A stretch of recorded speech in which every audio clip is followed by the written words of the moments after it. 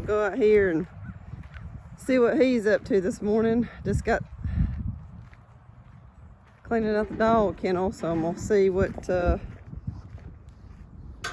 here fooling with the tractor and the bush hog.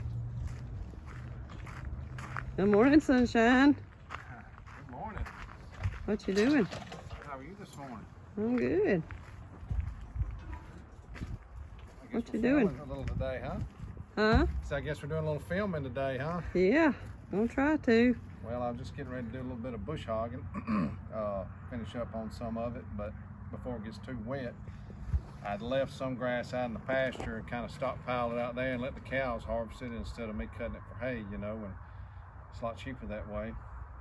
But I was just kind of maintaining this bush hog. You have to do this about every 8 or 10 hours, and I've already checked the fluid in the gearboxes. It's all good to go, and now I got to grease it, which is one of my least favorite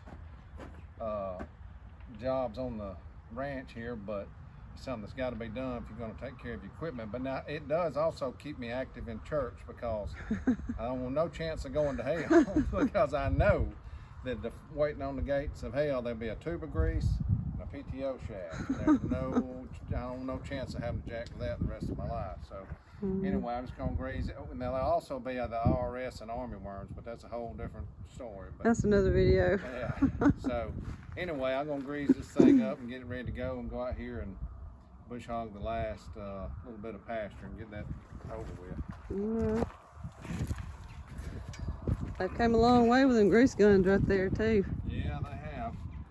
Sometimes it's handy. Now there's about 5.2 million grease fittings on this thing.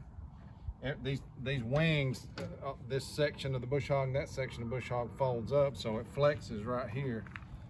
The bush hog does, and so there's quite a few grease fittings down through there, and at each one of these U-joints, there's a grease fitting, because all those moving parts, you got to keep them lubed up so they don't wear out. And like I said, every one of these gearboxes here, up under here, there's a shaft that goes through this up under the bush hog, and on the bottom there's the blades that turn.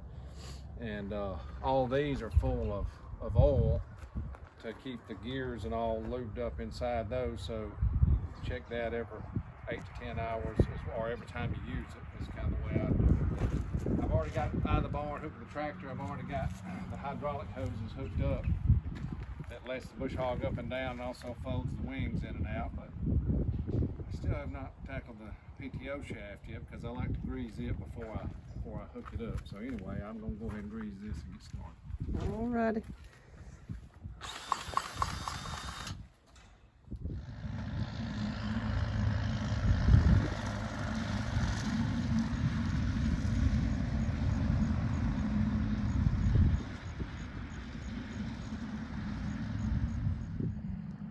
So he's down here bush hogging now. He'd already done some of this beside the pond a few weeks ago, but I'll show you maybe a before and do it after when he gets done.